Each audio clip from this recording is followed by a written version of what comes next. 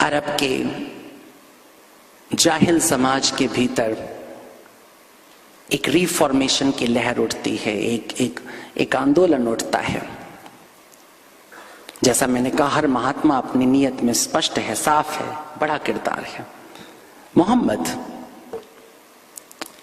चिंता है कि अरब समझ जाए, चिंता है कि जाहिलों को नजर मिल जाए, चिंता है कि अनपढ़ पढ़ लें, कुरान पढ़ लें।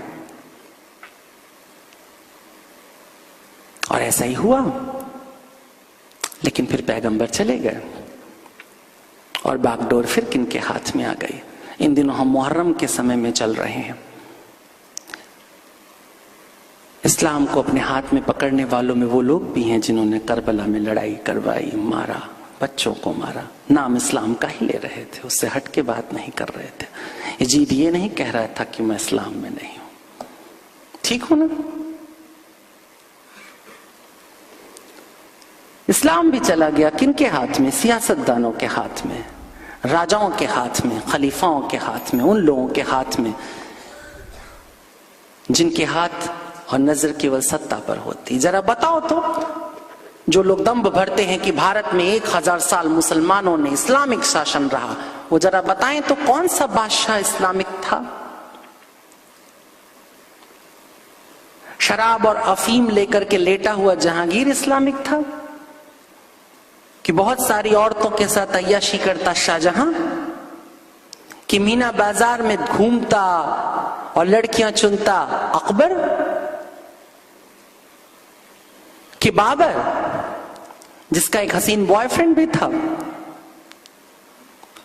भारत के संविधान में अभी आजादी है 377 की, लेकिन इस्लाम में नहीं थी।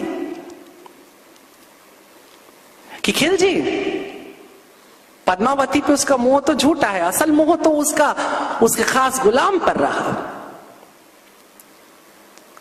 कौन था?